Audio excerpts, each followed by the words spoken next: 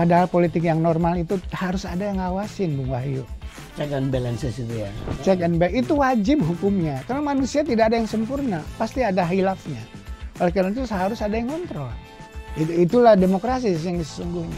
Dan tidak pernah ada di dalam sejarah politik modern bahwa bekas kontestan di dalam pilpres kemudian diangkat jadi anak buahnya. Itu tidak pernah ada, Bung Wahyu. Pesaingnya 2 kali, bayangin Bung Wahyu gitu ya. Langkah-langkah yang sangat jauh.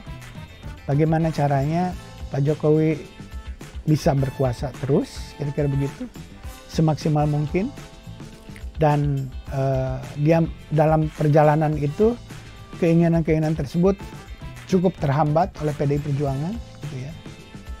Dan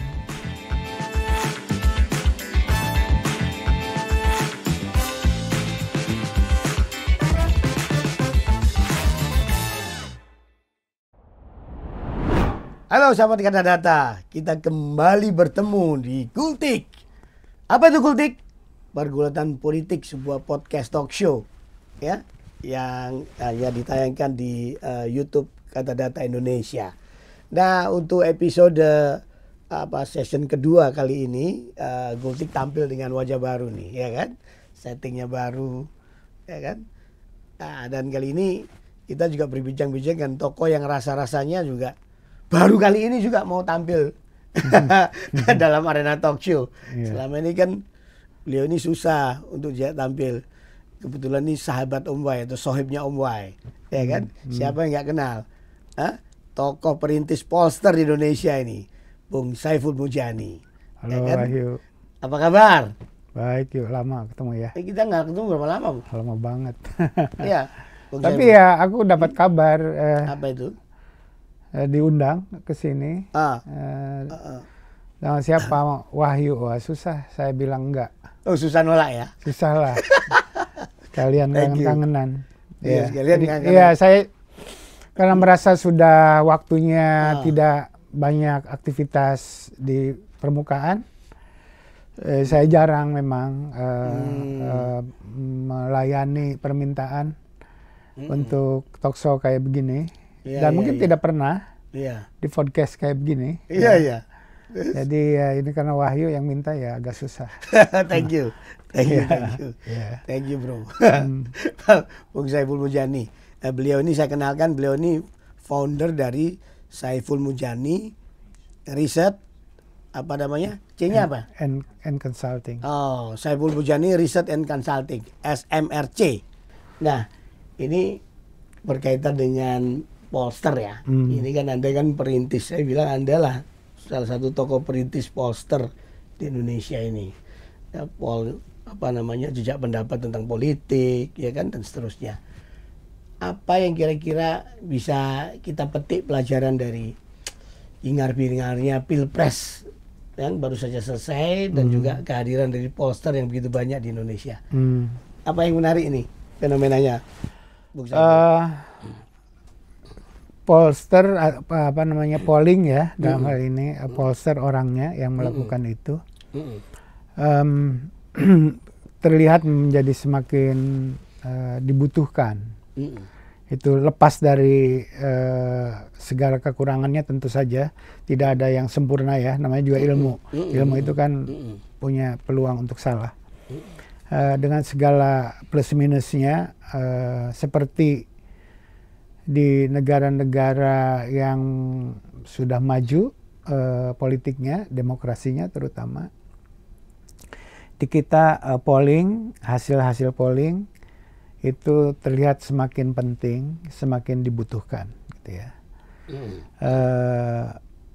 Mungkin tidak ada partai politik penting atau orang yang mau run untuk menjadi pejabat publik yang tidak memperhatikan data-data dari hasil polling tersebut, Bung Wahyu, dari survei ya, survei opini publik.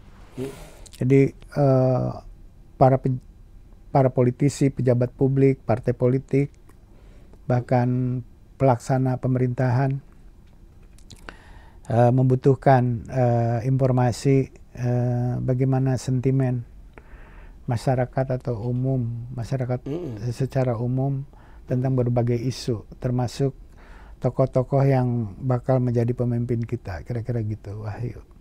Jadi partai politik membutuhkan informasi itu,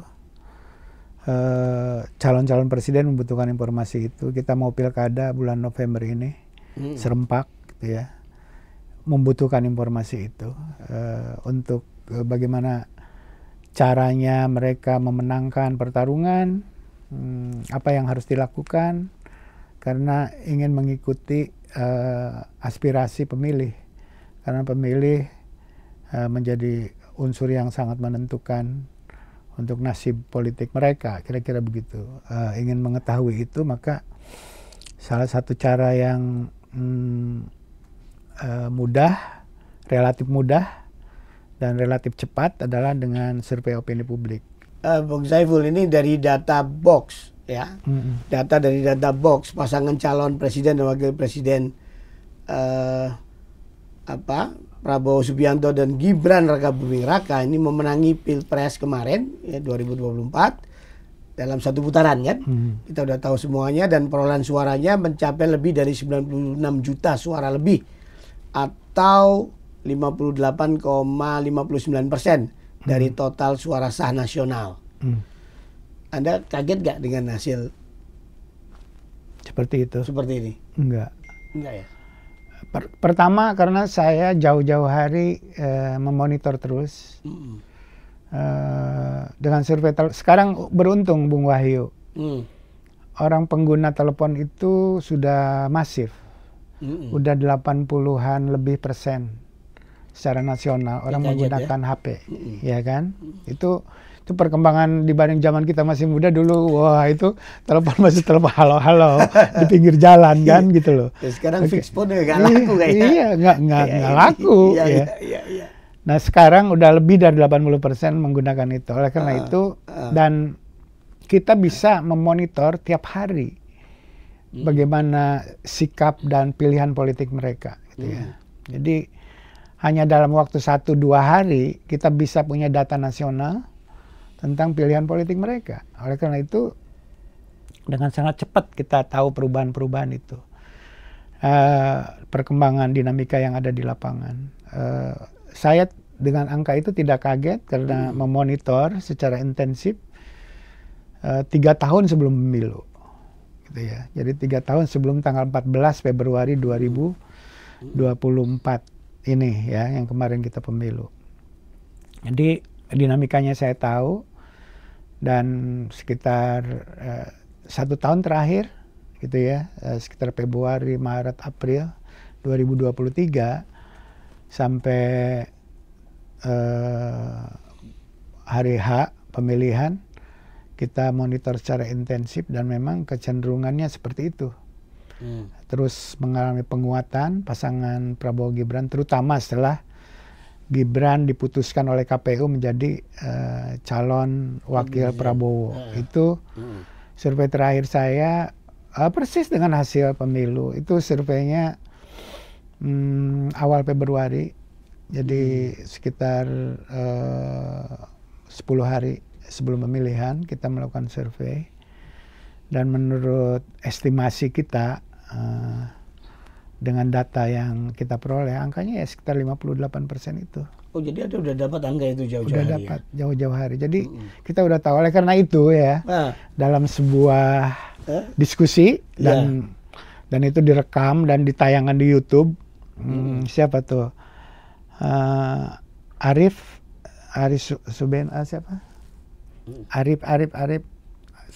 Subeno Arif.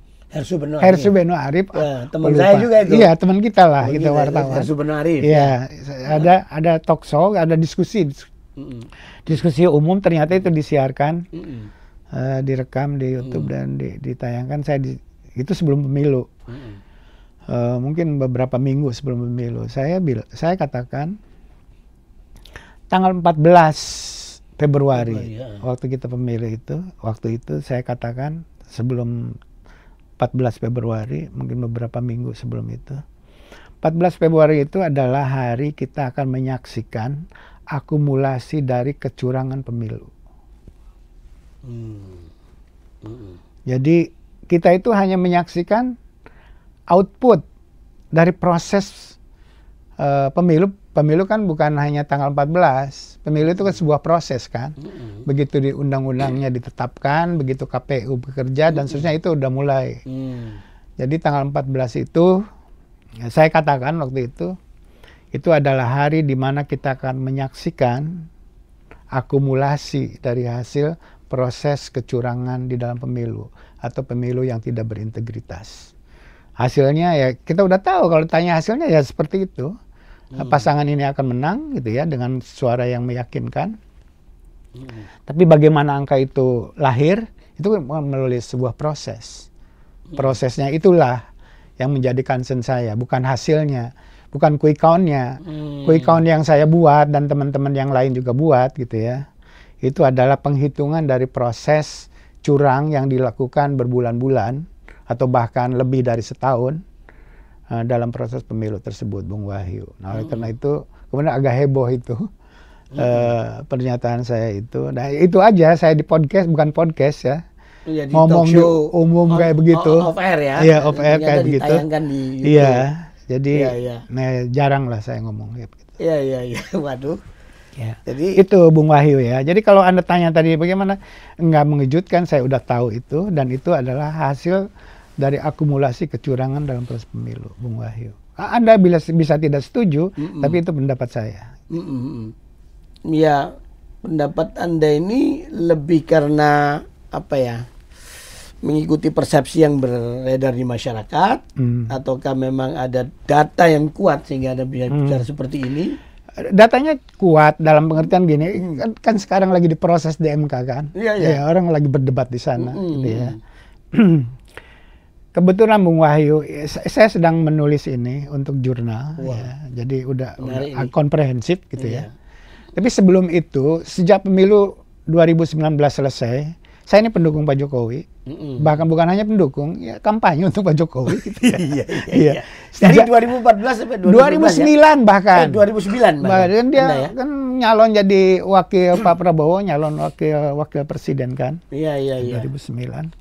Sejak itu ya terus terang aja kalau saya ya kita kan negara terbuka Bung Wahyu. Iya. Saya tidak nothing personal, ini persoalan bangsa gitu loh, bahwa bagi saya tidak pantas lah Pak Prabowo jadi pejabat publik yang setinggi itu gitu ya. Karena track recordnya seperti itu. Oleh karena itu ketika pemilu 2014 calonnya cuma ada 2 pasangan, ya tidak ada pilihan kecuali kita mendukung Pak Jokowi, karena saya tidak mungkin mendukung Pak Prabowo. Kira-kira begitu. Waktu itu ya, oke. 2019 juga begitu. Jadi saya merasa dengan Pak Jokowi oke gitu ya. Jadi ini alternatif tidak sempurna tentu saja, tidak ada yang sempurna. Cuma ya itulah yang terjadi. Kenapa mendukung Pak Jokowi ya? Karena tidak mau Pak Prabowo jadi presiden. Ya. Nah, setelah pemilu 2019, saya melihat tanda-tanda Pak Jokowi tidak komit. Gitu. Maksudnya gimana tuh? Tidak komit dengan apa yang dikatakannya di dalam kampanye dan sebagainya selama 2 kali pemilu sebelumnya. Nggak masuk akal buat saya mengajak Prabowo masuk ke dalam kabinet. Itu tidak pernah terjadi di dunia, Bung Wahyu. Loh, bukannya itu kompromi yang menarik dan khas Indonesia dong? Iya, boleh Anda sebut katakan khas Indonesia atau menarik kayak begitu. Tapi itu membunuh kaidah-kaidah politik kita yang normal. Oke. Ya. Kan saya bicaranya tentang sesuatu yang biasa, bukan yang luar biasa, Bung Wahyu. Kita jangan terbiasa dengan hal yang luar biasa yang bikin kaget-kaget kayak gitu. Ciptakanlah suasana yang normal politik kita ini, Bung Wahyu, gitu ya. Oleh karena itu, bagi saya itu harusnya gitu ya. Bagaimana mungkin salah satu retorika Pak Jokowi adalah ketika berhadapan dengan Pak Prabowo, dia tidak punya track record melanggar HAM, misalnya kayak gitu. Dirinya, Pak Jokowi sendiri, untuk mengatakan, Anda nggak layak jadi presiden karena track record Anda buruk. Kira-kira kayak gitu. Buruk, melanggar HAM, dan diberhentikan, dia ada dinas tentara, kayak begitu. Itu kata-kata kurang lebih oleh Pak Jokowi dikatakan selama 2 kali pemilu, gitu ya. Tapi setelah pemilu 2019, Pak Prabowo ditawari masuk ke dalam kabinet. Saya melihat gejala gelagat yang tidak sehat di situ untuk politik kita, Bung Wahyu. Ya. Pak Jokowi kelihatan ingin semua komponen masyarakat berada di belakang dia. Padahal politik yang normal itu harus ada yang ngawasin, Bung Wahyu. Check and balances itu ya. Check and balance itu wajib hukumnya. Karena manusia tidak ada yang sempurna, pasti ada hilafnya. Oleh karena itu harus ada yang kontrol. Itulah demokrasi yang sesungguhnya. Pak Jokowi nampaknya nggak mau dikontrol. Oh, di situ motifnya. Kenapa merangkul? Saya menafsirkannya begitu. Oh, tafsir Anda ya? Iya. Okay. Tentu saja tafsir saya. Iya. Enggak, barangkali udah ketemu Pak Jokowi terus dia ngomong begitu. Iya. Pak Jokowi sering kalau ngomongnya A, kelakuannya B, itu biasa. Jadi kita susah juga megang kata-katanya kalau Pak Jokowi gitu ya. Bagi saya. Oh, dari situ mulai nggak komit menurut Anda ya? Dia udah nggak komit. Jadi dia tidak punya komitmen untuk membuat satu politik kita yang normal yang saya sebut tadi, di mana kekuasaan harus dikontrol, gitu ya. Pengontrol itu tidak harus besar, tapi yang fundamental adalah Pak Prabowo itu kontender dia.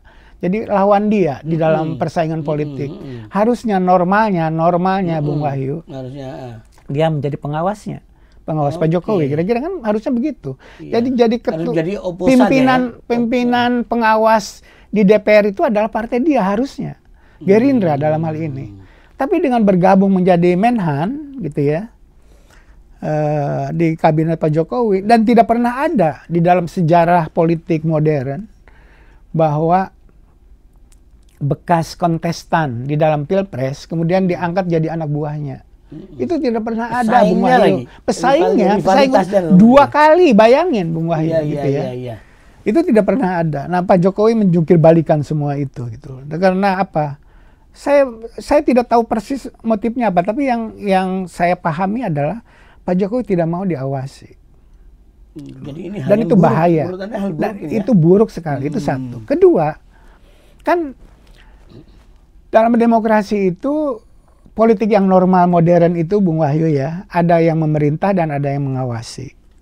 2 unsur yang jadi pengawas pemerintah itu adalah legislatif, kedua judikatif. 2 lembaga ini adalah yang mengontrol pelaksanaan pemerintahan, hukum dalam hal ini.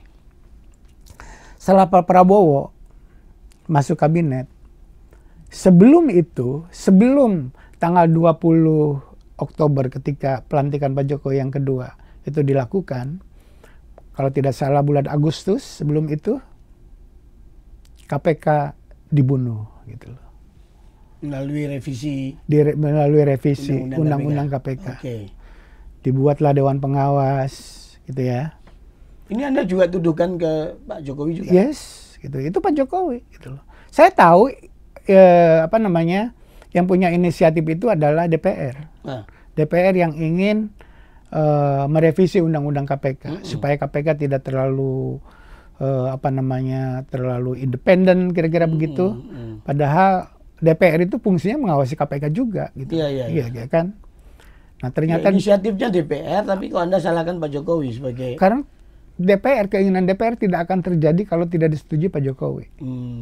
Kan gitu, Bung Wahyu. Proses legislasi kan begitu. Inisiatifnya bisa dari pemerintah, bisa dari DPR. Tapi menjadi undang-undang bila disepakati oleh DPR dengan pemerintah. Kan begitu. Betul. Nah, dan yang ini lagi, para aktivis anti korupsi ketika revisi itu kan berbondong-bondong datang bertemu dengan Pak Jokowi. Diundang sama Pak Jokowi. Saya ingat yang senior waktu itu kayak Mas Gunawan Muhammad, Mas Eri gitu ya, Riana, dan banyak lagi para aktivis ini datang dan diundang ke istana mendiskusikan tentang revisi ini, dan semua. Oh, itu ya ketika Presiden Jokowi tahun 2000 berapa itu? 2019 ya. Setelah pemilu. Ya. Nah, ketika dia mau mengesahkan itu, ketika di DPR sudah diputus bahwa itu harus direvisi, dan kemudian diajukan disepakati oleh Presiden atau tidak, kan kira-kira begitu. Pada masa itulah para aktivis anti korupsi ini diundang dan diskusi dengan Pak Jokowi. Dan ngomongnya di hadapan itu akan memegang, kira-kira begitu, akan memegang komitmen apa yang disampaikan oleh teman-teman bapak-bapak semuanya di sini gitu loh. Bahwa Pak Jokowi sepakat atau sejalan dengan aspirasi anti korupsi ini. Iya. Waktu ngomong di situ gitu Bu Wahyu. Itu di istana itu. Di istana itu. Gitu. Merdeka, ini saya sendiri tidak datang. Aku kan bukan bukan siapa-siapa kan gitu. Ini cerita Mas Gun, cerita Eri dan seterusnya. Dan dalam kenyataan kan tidak begitu. Apa yang terjadi kan gitu loh. Jadi satu tadi ya, Prabowo komponen unsur untuk mengawasi presiden oleh DPR itu diamputasi dengan Prabowo-nya dimasukkan ke dalam. Satu. Bagian yang lain ada judikatif, salah proses hukum untuk mengawasi pelaksanaan pemerintahan juga diamputasi dengan revisi. Nah itu yang fundamental. Itu yang fundamental Bung Wahyu. Dari situ saya udah menulis di jurnal. Jurnal cukup terkenal di dunia gitu, jurnal demokrasi. Saya nyebutnya, judul tulisan saya itu Indonesia, Jokowi melengsarkan demokrasi atau memperlemah demokrasi, kira-kira kayak begitu. Yaitu mulai dari situ. Kemudian Bung Wahyu, jadi pemerintahan Pak Jokowi ini memperlemah pengawasan terhadap dirinya, kira-kira begitu. Dibuat sedemikian. Berikutnya adalah setelah pemilu 2019 dilakukan evaluasi bahwa 2019 itu tidak berjalan dengan baik. Sebaiknya dilakukan revisi kembali undang-undang pemilu agar pemilu serempak ditinjau ulang. Karena 2019 waktu itu tidak bagus, banyak korban dan sebagainya kayak begitu Bung Wahyu kan. Itu inisiatif itu datang dari DPR. Tapi yang menolak pertama sebelum itu jadi barang itu adalah Presiden. Pak Jokowi. Jangan merubah-rubah itu. Saya melihat di situ bahwa kalau Anda membuat pemilu serempak, maka peluang penggantian kepala daerah itu harus dibuat serempak juga.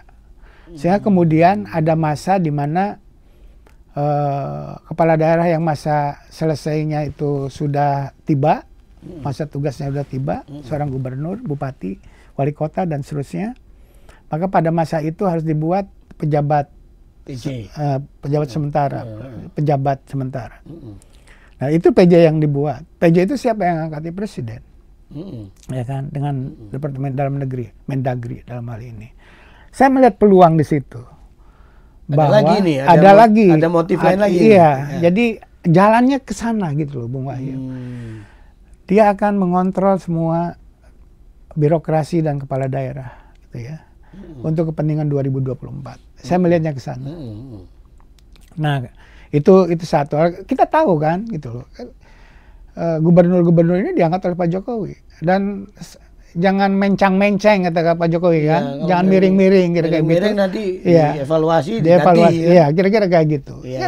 Kata-katanya sendiri kan kira-kira kayak begitu Bung Wahyu. Jadi itu udah jauh-jauh hari ini gitu ya. Nah, terus dalam perkembangannya kemudian kelihatan setelah tidak ada oposisi, penegakan hukum juga dirusak, kira-kira kayak gitu.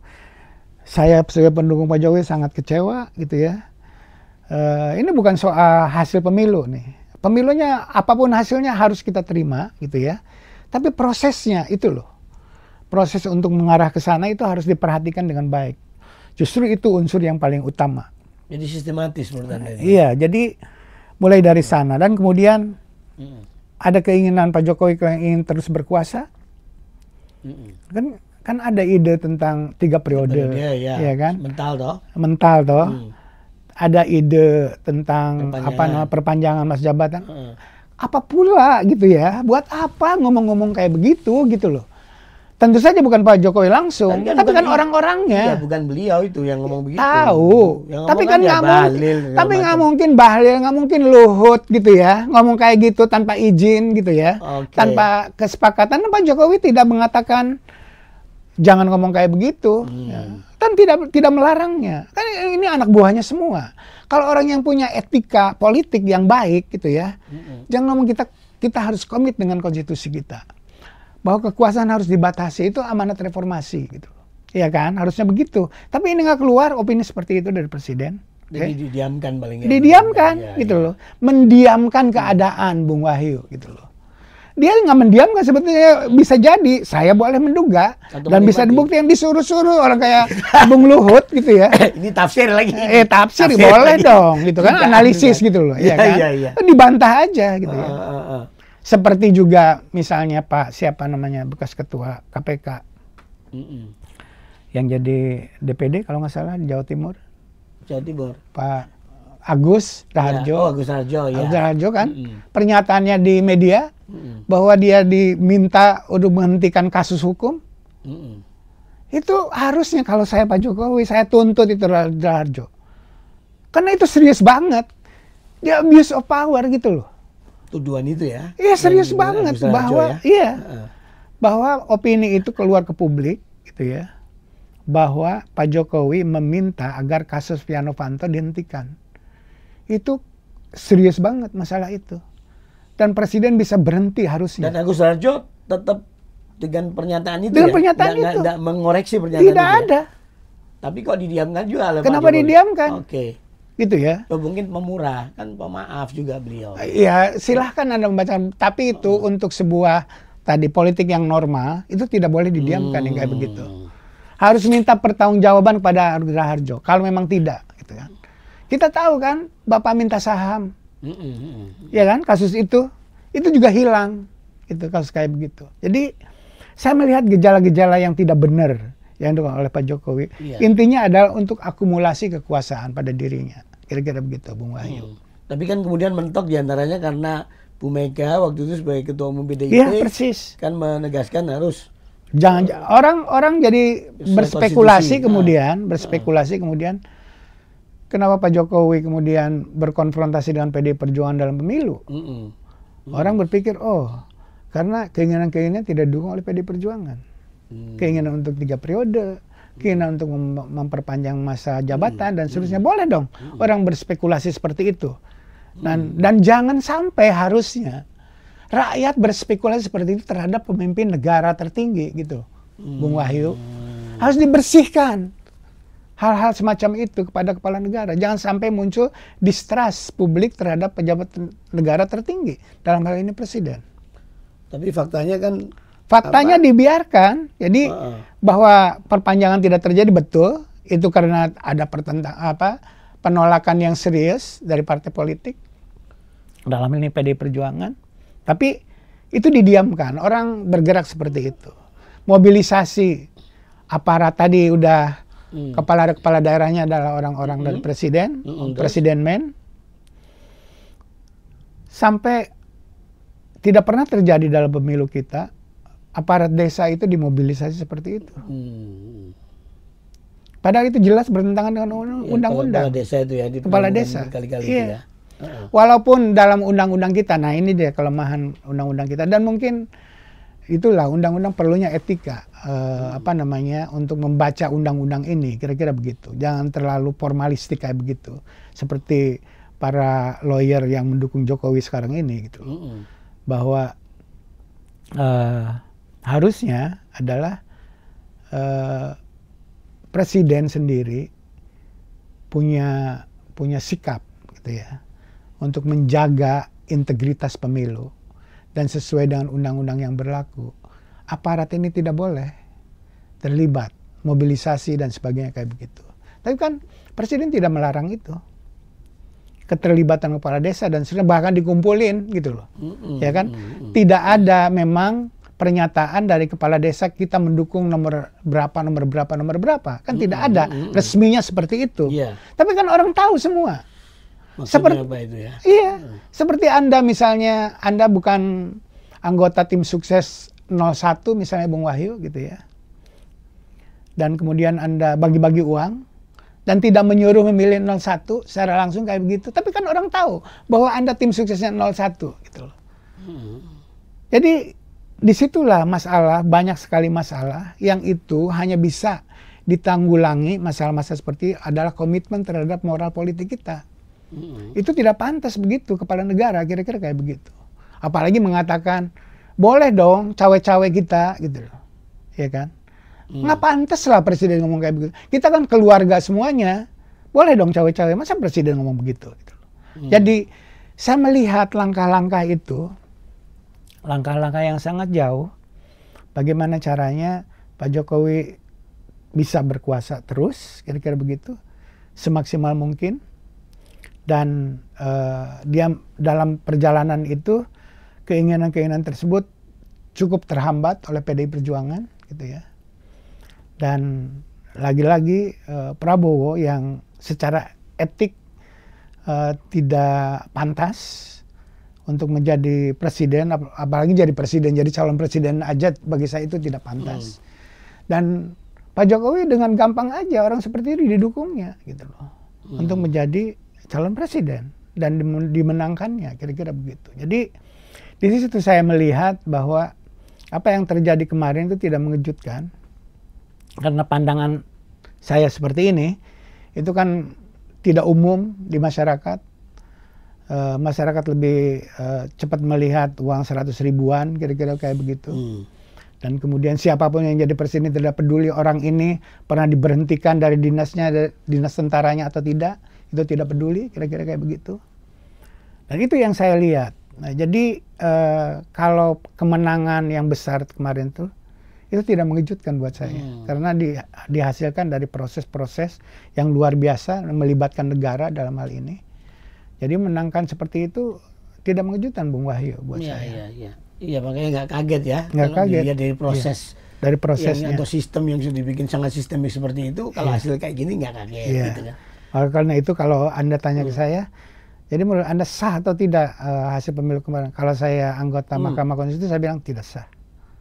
Pemilu harus diulang. Total? Total. Karena core-nya itu dari kepala negara yang melakukan tindakan-tindakan penyimpangan secara sistematik itu. Tapi MK kan tidak memutuskan kayak gitu nanti, nggak ngurusin soal sejauh itu kan, soal Siapa? selisih kalau Mahkamah Konstitusi. Ya tidak tahu, tergantung kan apa yang dimaksud dengan masif, terstruktur dan sebagainya kayak begitu ya. Kalau terstruktur itu kan ada satu upaya ya yang terorganisasi, makanya dipanggil Kapolri, dipanggil menteri-menteri dan seterusnya kayak begitu untuk melihat. Bukan kecurangan pada waktu pencoblosan itu, Bung Wahyu, bukan. Bukan di TPS-nya, bukan. Gitu loh. Tapi sebelum itu, ketika saya mengatakan itu beberapa hari sebelum pemilu, pada waktu itu, terjadi nggak di situ sebuah penyimpangan-penyimpangan di dalam proses pemilu, Bung Wahyu. Jadi bukan penyimpangan ketika nyoblos di sana ada kecurangan, suaranya dicuri dan seterusnya, bukan itu mah nggak penting. Yang penting adalah apa yang dilakukan oleh Jokowi dengan Prabowo menjelang tanggal 14 Februari 2024. Kalau MK kan tusinya ke soal-soal itu tadi, selisih suara segala macam, curangan suara. Betul. Oleh karena itu dari awal saya bilang, ketika saya melihat gelagat jauh-jauh hari, ini pemilu tidak berintegritas, DPR harus menggunakan hak angket dan hak berpendapat. Saya mengatakan begitu. Jokowi harus dimakzulkan. Iya, makanya. Anda kan pernah bilang bahwa... Ya itu tadi, argumennya dari bawah. Itu argumen yang jadi concern saya gitu ya. Bukan soal menang pemilu siapa, itu tidak penting. Nah, yang paling utama adalah bagaimana integritas pemilu harus dijaga.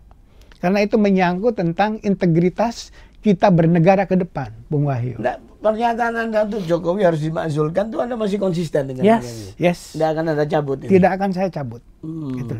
Bahkan ketika Pak Jokowi sudah berhenti sebagai presiden, kalau ada bukti-bukti yang meyakinkan bahwa dia melakukan tindakan pidana, dia harus diproses secara hukum.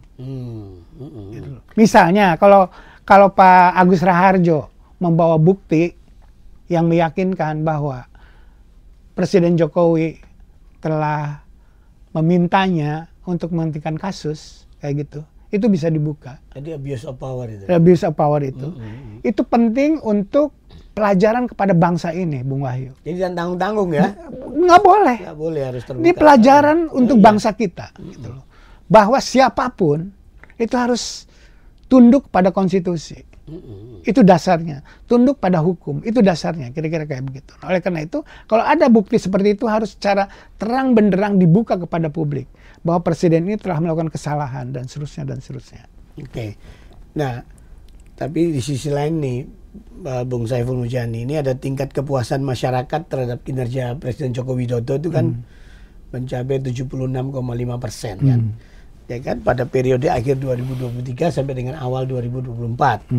Angka itu menurut data kami terdiri atas 15% responden yang menyatakan sangat puas dan 61,5% cukup puas. Jadi ini gimana dong gitu ya? Tidak apa-apa, tidak apa-apa. Karena masyarakat yang umum itu tidak tahu apa yang saya katakan tadi.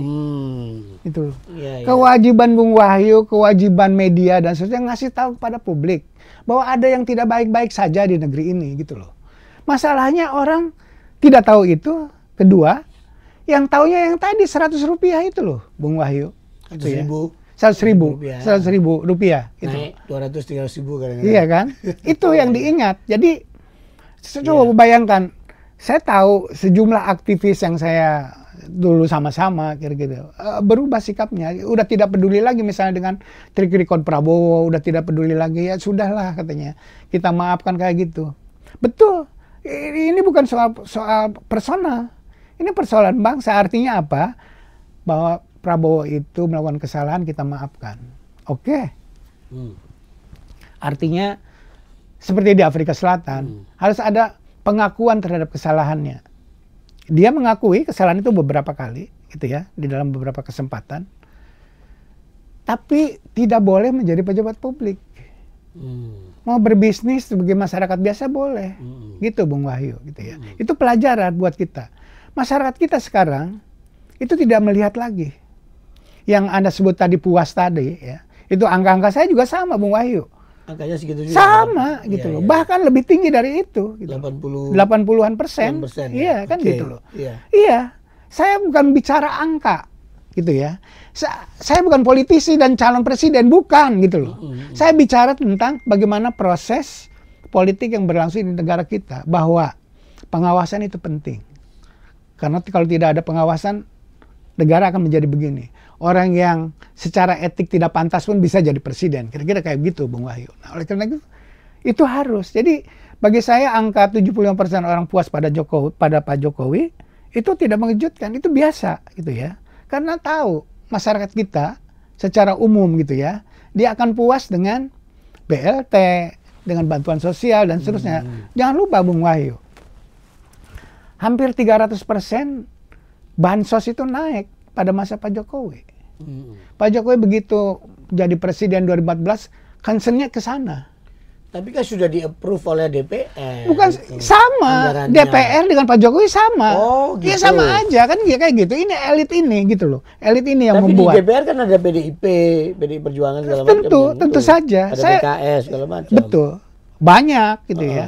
Jadi bukan soal approve dan tidak approve. Ini benar apa nggak benar gitu. Oke. Jadi yang ingin saya katakan adalah agenda Pak Jokowi adalah program-program populis. Program populis itu bagaimana menyenangkan dalam jangka pendek, kira-kira kayak gitu, masyarakat secara umum gitu ya, tanpa mengerti apa sih ini artinya, dampaknya dalam jangka panjang dan seterusnya semacam itu, Bung Wahyu. Jadi bukan soal program pemerintah itu udah di-approve, ya pasti nggak mungkin ada program tidak disetujui oleh DPR. Enggak, itu kan selalu yang jadikan alasan Pak Jokowi. Bahwa dan ini ya itu alasan disetujui oleh Dewan. Iya, dan itu alasan yang tidak proper menurut saya. Itu hanya argumen saja untuk membantah kenyataan bahwa kenapa sih Anda melakukan peningkatan yang luar biasa untuk bantuan sosial dan seterusnya kayak begitu gitu ya. Jawabannya ya ini program kami memang dan udah disetujui oleh DPR, apa masalahnya gitu loh. Ya masalah kalau Anda menggunakan itu untuk kepentingan politik partisan. Ya masalah dong gitu ya. Jadi kenapa akumulasi itu luar biasa besarnya? Misalnya pemilu 2014 itu zaman Pak SBY. Itu kalau Anda lihat angka-angka laporan Tempo minggu ini sangat detail tentang itu. Terus kemudian 2014 itu zamannya Pak SBY sedikit. walaupun banyak tapi sedikit. 2019 zaman Pak Jokowi naik tajam, 2014 lebih tajam lagi gitu. 2024 ini gitu, di bawah Pak Jokowi, Bung Wahyu. Jadi menurut saya kenapa masyarakat senang sama Pak Jokowi? Karena itu masyarakat yang punya kebutuhan langsung, sangat konkret, butuh bantuan sosial, harga beras dan seterusnya kayak begitu, bagaimana disubsidi kayak begitu, BBM dan seterusnya, itu betul ada kebutuhan, tapi tidak digunakan itu untuk kepentingan politik praktis, untuk kepentingan politik partisan maksud saya, bukan praktis. Politik partisan itu artinya ya, kan kita tahu tanpa Pak Jokowi dalam kampanye kita kan nggak ada. Pak Jokowi pun tidak pernah izin kepada KPU bahwa dia akan cuti dan melakukan kampanye, kan tidak pernah. Tapi dalam prakteknya dia melakukan kampanye. Bagaimana pada masa kampanye Prabowo dia bersama dengan Prabowo dan seterusnya kayak begitu. Dia bagi-bagi beras dan seterusnya kayak begitu. Tanpa nyebut saya dukung Prabowo loh gitu loh. Nah itu kan soal moral. Apalagi yang bisa menghakiminya adalah moral. Memang. Karena undang-undangnya tidak, yang dijadikan politik uang itu apabila dia menyatakan saya mendukung 01 atau 02 atau 03 kayak begitu. Ini pemberian dari misalnya Pak Anies gitu ya. Tolong pilih Pak Anies. Hukumnya kan begitu, Wahyu. Itu kan hukumnya konyol gitu loh. Iya kan? Tapi kan orang tahu. Kalau Anda misalnya kayak Kiai siapa itu yang di Jawa Timur, yang rambutnya gondrong, bagi-bagi duit luar biasa gitu ya. Oh, Gus Miftah. Gus Miftah, ya kan? Jawa Tengah itu. Iya, nggak diapa-apain. Iya kan? Nggak diapa-apain oleh Bawaslu. Iya kan? Kan itu jelas politik uang. Siapa yang membantah itu? Karena hukumnya tidak ada, Bung Wahyu. Oleh karena itu kalau bersandar pada hukum kita, pemilu kita baik-baik saja, bersih semuanya, tidak ada politik uang. Anda percaya itu? Orang yang normal akan mengatakan, saya nggak percaya, semuanya pakai politik uang gitu. Walaupun tidak semuanya, saya nggak. Saya memilih, ya, bukan karena politik uang gitu. Tentu aja banyak yang begitu. Tapi orang yang berusaha melakukan politik uang begitu besar. Jadi kalau disimpulkan ini sangat memprihatinkan atau menyedihkan atau apa ya? Istilahnya saya sedang saya tulis, Bung Wahyu, istilahnya itu kemerosotan demokrasi Indonesia yang semakin dalam. Robohnya demokrasi kami. Gitu. Roboh sih belum roboh. Belum. Kita bisa ngomongin lumayan, ya kan? Belum roboh. Ya, merosot semakin dalam, kira-kira begitu, Bung Wahyu. Nah ini lagi-lagi Bung Saiful, Anda kan selalu memfokuskan pada aktor intelektual atau mastermind-nya itu Pak Jokowi, iya kan? Karena dia yang punya otoriti kepala negara soalnya. Enggak, ada yang bilang wah ini orang-orang sekelilingnya yang mempengaruhi. Semuanya itu. Saya sekarang dulunya. Dulu Anda penasihat politiknya juga kan? Penasihat sih enggak, teman ngobrol iya gitu. Ya kan? Ya, cukup lumayan lah. Bahkan yuk Bung Wahyu, kalau boleh saya cerita. Saya ini timnya Pak Jokowi menjelang pemilu 2024. Oh gitu. Saya timnya. Sekali-sekali dia datang ke istana diminta pendapat. Menjelang 2024 ini ya? Iya. Oke, diminta pendapat. Iya. Oke, sebagai mentor ini. Iya, jadi masih saya baru berpisah ketika Pak Jokowi ngambil keputusan yang lain politiknya gitu pada menjelang awal 2023. Walaupun saya udah berpandangan beda dengan Pak Jokowi, wah hati-hati dengan Pak Jokowi ini, hati-hati dengan tapi komunikasi masih jalan. Anda sudah mengingatkan nggak kepada beliau? Dan komunikasi jalan kan? Anda ingatkan nggak, Pak ini awas ini? Nggak begitu. Saya kan nggak pantas, Bung Wahyu, ngomong sesuatu yang dia tidak butuhkan. Loh sesal kemudian kan tiada guna. Bukan, nggak begitu. Ya saya menempatkan diri sebagai seorang rakyat, Bung Wahyu, gitu ya. Pak Jokowi, saya jawab kalau dia bertanya tentang masalah yang spesifik, itu loh. Tapi misalnya ini satu yang spesifik dan saya agak keras itu. Ketika kasus pembunuhan aktivis FPI di kilometer berapa itu? 50, ya kan? Ketika itu terjadi, saya diundang, diminta pendapat. Ya karena diminta pendapat, saya berpendapat dong, gitu ya. Saya bilang, Saya langsung ngomong, kenapa Bapak diam aja? Nah, Pak Jokowi, saya bilang langsung. Nah, di situ ada Pak Pratik juga. Itu berapa orang yang itu? Bertiga Anda? Enggak, Jokowi, ada wartawan senior lain diundang. Oke. Iya, Terus? nggak usah sebut namanya. Itu ya. Yang penting ada Saiful Mujani sih. Iya, saya yang ngomong gitu ya. Kenapa Bapak diam saja? Setelah terjadi, setelah orang mati itu dibunuh. Kenapa Bapak diam aja? Bapak harus ngomong ke publik bahwa Bapak mengayomi semua rakyat dan itu peristiwa harus dituntaskan secara hukum. Apapun keyakinannya, apapun organisasinya. Cakep itu ya. Bapak harus ngomong. Alhamdulillah besoknya ngomong. Oh, beliau ngomong. Ngomong gitu ya, bahwa negara menjamin kepastian hukum dan sebagainya. Itu penting kayak gitu. Ya, artinya kan pendapat Anda, nasihat Anda didengar oleh Presiden Jokowi dong. Iya, tapi kan saya ngomong kalau ditanya yang spesifik apa. Kenapa tuh hal-hal yang fundamental Anda kritik tadi kok diem aja nggak ngomong, sampaikan dong. Lah yang ya disampaikan dong, disampaikan kalau ditanya. Kira-kira kayak begitu kan. Nah, jadi masalahnya Pak Jokowi kan bisa bertanya kepada banyak orang, bukan hanya kepada saya dong. Iya dong.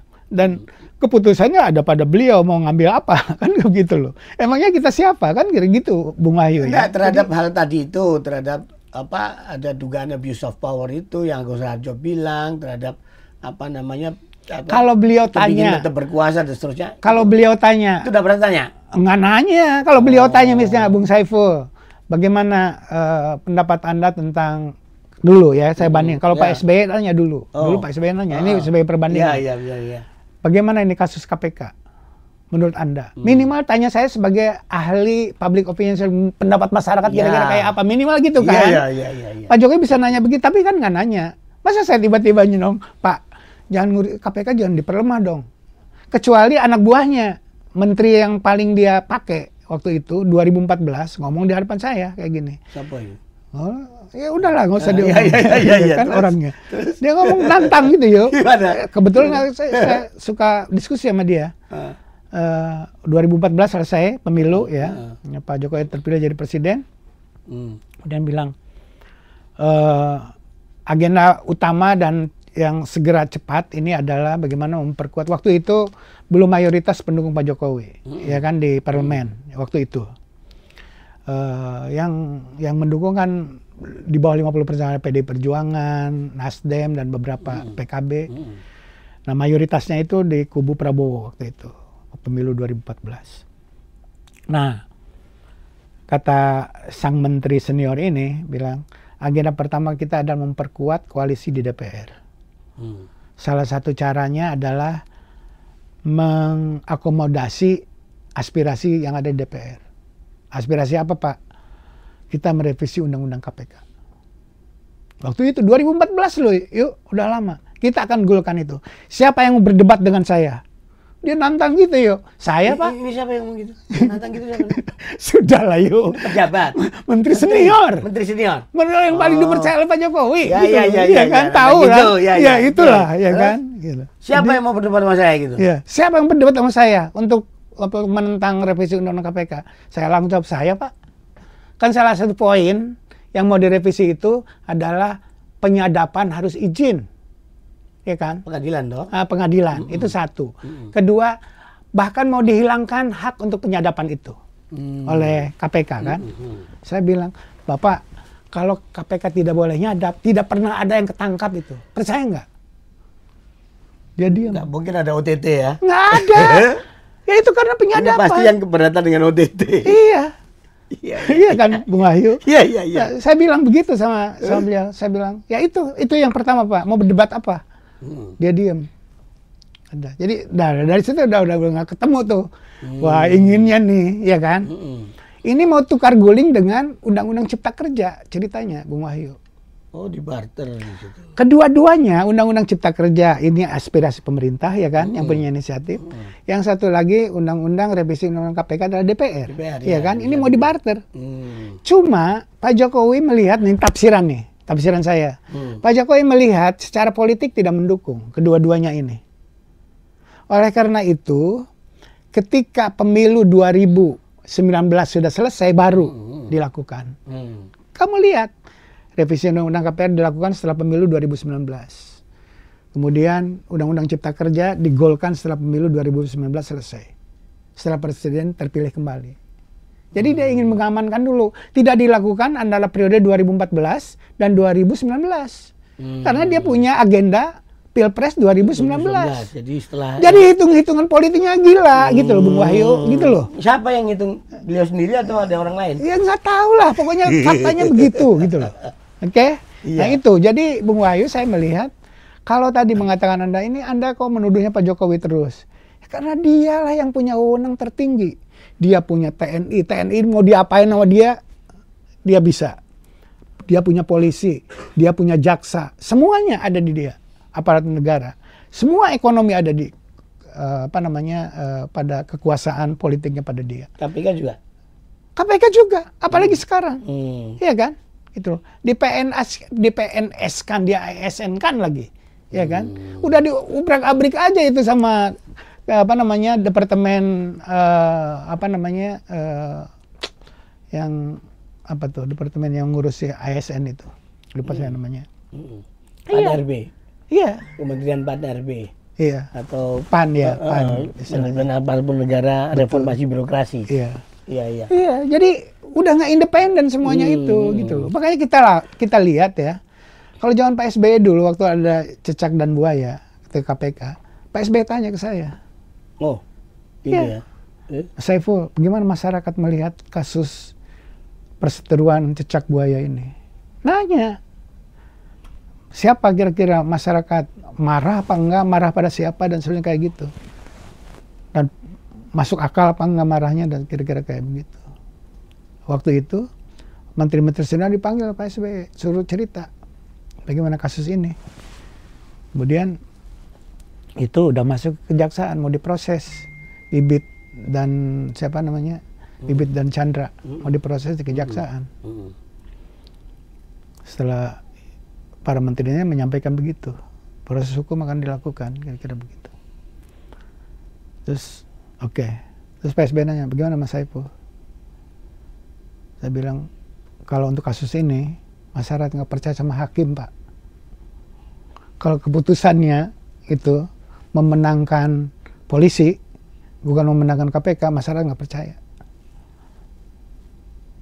Bapak mau bersandar pada hukum apa yang tidak dipercaya sama publik? Bapak sebagai kepala negara punya kewajiban untuk menjaga law and order, hukum dan ketertiban. Itu yang diambil Pak SBY. Dia mendukung cecak dan buaya, jadi SP3 itu di kejaksaan yang terjadi. Tapi kan akhirnya kembali ke... pada Pak Jokowi tidak ada proses yang kayak begitu. Iya, apalagi sekarang orang-orang yang senior dipanggil, orang kayak Eri Riana, orang-orang para aktivis seperti itu, ngomongnya di hadapannya iya akan dengarkan, tapi udah dibohongi aja sama Pak Jokowi. Punya integritas, iyalah. Bayangin orang kayak Romo yang udah senior kayak begitu gitu loh, mau bersaksi di Mahkamah Konstitusi. Demi apa gitu loh? Apa nggak malu gitu loh melihat orang tua kayak begitu turun gunung? Iya. Bung Wahyu. Ya, tapi ini kan rencana atau suara-suara untuk angket kan udah mulai melemah ya kayaknya. Persis. Itu padahal saya suarakan jauh-jauh sebelum pemilu. Segera itu hak angket lakukan, karena itulah cara kita menyelamatkan integritas pemilu kita. Minimal Pak Jokowi harus memberi penjelasan dan pertanggungjawaban kepada publik apa yang dia lakukan selama ini. Nah itu tidak dilakukan. Walaupun tidak akan membatalkan hasil pemilu ya. Ya, angket itu kan. Bisa jadi tidak bisa membatalkan pemilu, tapi kan prosesnya hak angket itu adalah pertanggungjawaban kepada presiden. Iya kan? Bukan soal ini. Dan itu penting. Lagi seperti saya katakan tadi, ada pelajaran untuk bangsa kita gitu loh. Itu Bung Wahyu. Iya. Iya, ini faktanya kan ini kita geser dari peran Jokowi ke pemerintahan Prabowo ini, Bung. Bung Saiful, gimana? Akhirnya kan ya mau tidak mau kan kita harus akui bahwa nanti presidennya kan Pak Prabowo dan wapresnya Gibran. Kita lihat So what nanti next hasil MK. Katakan di MK nggak membatalkan semua itu. Katakanlah ya. Pertama adalah ini presiden yang tidak berintegritas buat saya, gitu ya, cacat, gitu ya. Tapi ya itu dipilih oleh rakyat secara umum. Kita memang itu presiden bagi saya ya, kalau Prabowo nganggap moral itu penting, mencalonkan diri jadi calon presiden aja udah malu harusnya. Tapi dia berkali-kali melakukannya, bayangin Bung Wahyu. Sampai dengan mengorbankan rasa malunya bertekuk lutut di hadapan Jokowi gitu. Ini makhluk politik yang luar biasa memang. Ya.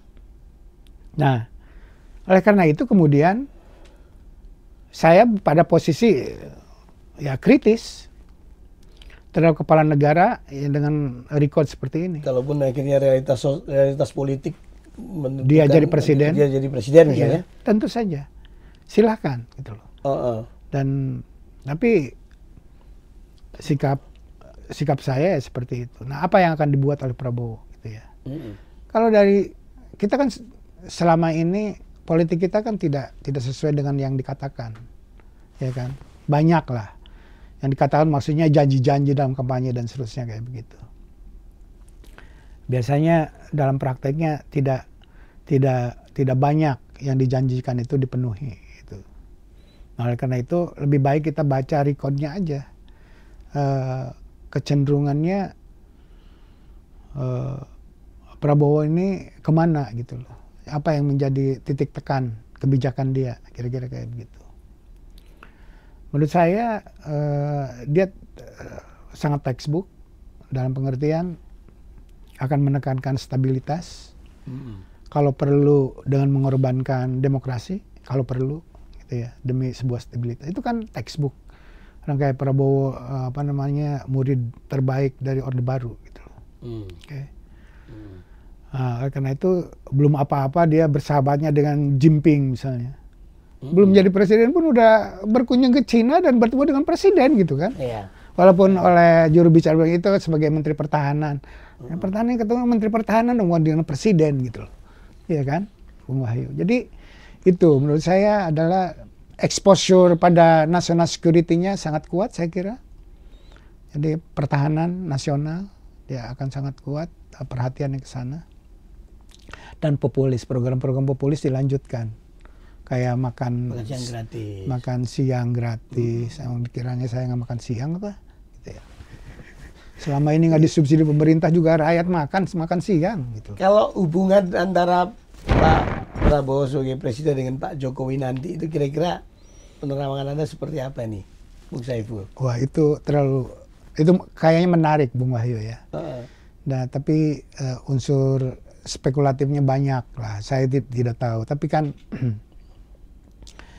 adalah yang terukur, pasti ada hal-hal yang menurut saya punya komitmen terhadap Pak Jokowi, hal-hal yang dasar tertentu gitu loh.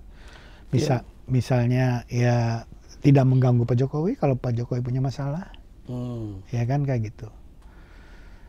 Itu minimal. Yang maksimalnya adalah mungkin mengakomodasi preferensi kebijakan Pak Jokowi. Misalnya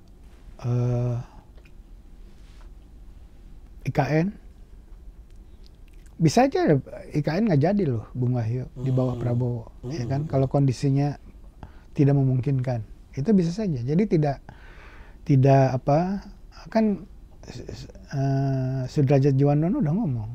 Bisa saja nggak jadi. Djuwandono kalau nggak percaya Prabowo udah ngomong kan, bahwa bisa saja tidak jadi kalau keadaan tidak memungkinkan. Ekonom kan banyak yang mengatakan itu tidak realistis, ekonom ya, bukan pengusaha. Pengusaha juga itu dimobilisasi Pak Jokowi aja menurut saya. Nah, kalau dari sudut pandang apa Anda yang tahu bagaimana sikap-sikap politik Pak Jokowi misalnya kebiasaannya nih, atau ke depan nih kira-kira beliau masih mau menancapkan pengaruhnya di Pak Prabowo, punya grip yang kuat begitu atau bagaimana melalui putranya mungkin? Saya kira atau enggak, atau kembali ke Solo menjadi rakyat biasa. Seperti yang dikatakan dia berkali-kali kan sebelumnya, ya kan. Tapi kalau tujuannya yang tadi yang barusan Anda katakan pulang kampung gitu ya ke Solo, saya kira dia tidak akan melakukan langkah-langkah yang kontroversial selama ini. Minimal sebagai usaha gitu ya. Usaha Pak Jokowi menancapkan pengaruhnya lewat Gibran misalnya gitu ya. Yang orang-orang yang tadinya sangat percaya sama Pak Jokowi, yang nggak mungkin lah Gibran itu, seperti Pak Jokowi juga mengatakan nggak mungkin lah Gibran itu jadi wakil presiden, masih terlalu muda. Iya, kan? Iya kan. Dan ya ada mulanya gitu ya. Iya, tapi kan tadi Pak Jokowi bisa mengatakan yang dikatakannya dengan yang dilakukannya bisa beda gitu. Nah, oleh karena itu saya kira logis kalau Pak Jokowi minimal berusaha untuk menancapkan pengaruhnya gitu ya, pada kebijakannya, pada keluarganya, politik keluarganya, misalnya dari Medan, kemudian ke Solo, Gibran kayak berpengaruh kayak gitu. Mungkin itu Gerindra sudah mengincar misalnya istrinya Kaisang untuk jadi wali kota, nah misalnya kayak begitu. Jadi nitipkan ini keluarga. Simbiosisnya semakin menguat kedua tokoh ini, ataukah bisa conflicting ya kira-kira? Menurut saya conflicting sih, yang terlalu terbuka dan besar itu saya kira enggak gitu ya. Saya kira enggak. Dan Pak Jokowi cukup, menurut saya sangat pintar, bukan cukup pintar, sangat pintar membawa diri gitu ya, untuk mencapai tujuannya sendiri, kira-kira begitu. Membawa diri untuk tujuannya sendiri, itu dia sangat pintar menurut saya. Dan oleh karena itu dia bisa berkompromi dengan Pak Prabowo. Walaupun Pak Jokowi secara formal kan tidak punya kekuatan apa-apa, tapi dia tahu bahwa tanpa Pak Jokowi, Prabowo nggak mungkin jadi presiden. Gitu. Dia tahu itu, dan data saya menunjukkan itu, bahwa kalau ada yang hitung-hitung Prabowo itu hanya akan dapat 42% tanpa Pak Jokowi, itu benar. Data empiriknya begitu. Saya punya datanya. Ya, di faktor Jokowi, suara Jokowi penting banget. Penting banget. Oke. Jadi saya kira Prabowo ngerti itu dan cukup tahu berterima kasih. Kecenderungannya saya kira Pak Prabowo itu cukup loyal terhadap orang. Ya, kalau dilihat secara personal, misalnya orang-orang yang dulu di Kopassus sama dia diajakin semua gitu loh. Ya kan? Jadi kecenderungannya kayak begitu. Orang-orang yang oleh dia disakiti pun akhirnya dia merasa menyesal dan kemudian diajak berkarir di politik. Misalnya kayak Desmond, misalnya kayak begitu. Iya kan, banyak orang-orang. Atau sebaliknya, yang jenderal-jenderal dulu yang mencat dia, diajak juga nggak boleh. Diajak juga ya kan. Kan semuanya, kalau perlu kan Ibu Mega juga diajak. Iya kan, sekarang langkah-langkahnya ke sana. Sama, jadi kelakuannya itu tidak jauh dengan Pak Jokowi. Inginnya semua berada di dalam rumahnya. Tidak boleh ada yang mengontrol. Ya, lagi-lagi Bung Wahyu, polanya sama. Ya, mungkin itu kultur, mungkin jadi nggak sehat ini politik kita, dan dia nggak mau diawasi, gitu ya, merasa dirinya benar, kira-kira kayak begitu. Nah, ini mungkin Raja Jawa kayak begitu. Iya. Jadi itu saya kira ya Pak Jokowi bisa membawa diri. Konflik besar saya kira tidak gitu ya. Tapi mungkin seberapa banyak yang didapat oleh Pak Jokowi dari bersinggungan dengan Pak Prabowo ini, nah itu saya tidak tahu persis kayak begitu. Tapi saya kira kalau konflik, saya kira tidak kemungkinannya. Masing-masing bisa menjaga diri, dan Pak Prabowo juga cenderung orangnya suka tidak melupakan orang yang berjasa terhadap dirinya. Oke, terima kasih banyak Bung Saiful Mujani, luar biasa ini. Ya. Kita tektokan, ngomong belak-belakan apa adanya tanpa tedeng-aling-aling ya. Enggak lah Bung Wahyu, kenapa harus kita. Ya inilah yang harus kita jaga, walaupun kondisi demokrasi kita merosot, kita harus hidupkan terus Bung Wahyu. Gitu. Nah, dengan cara, salah satunya ya dengan cara ngomong seperti ini. Walaupun saya sudah merasa lebih banyak di belakang aja, mudah-mudahan yang muda-muda lebih banyak dari kita. Kemesraan ini janganlah tetap cepat berlalu kan, ya kan? Harus tetap dijaga kan, dijaga, berupa Kita ingin Indonesia menjadi negara demokrasi yang normal. Oke. Iya. Gitu, Terima kasih. Terima kasih. Saiful Mujani Iya. atas kedatangannya. Langkah-langkah ini Ya, gini-ginian. tetaplah Anda menjadi Iya. peneliti dan pengamat politik yang kritis. Iya, Yang insya Allah. berintegritas gitu ya. Demi negara yang lebih baik itu saja ya kan. Iya. Oke sahabat Kadadata, demikian episode Gultik atau Pergulatan Politik kali ini. Jangan lupa like, subscribe, dan tonton terus episode Gultik lainnya. Hanya tayang di YouTube Kadadata Indonesia. Kalau bicara pakai data.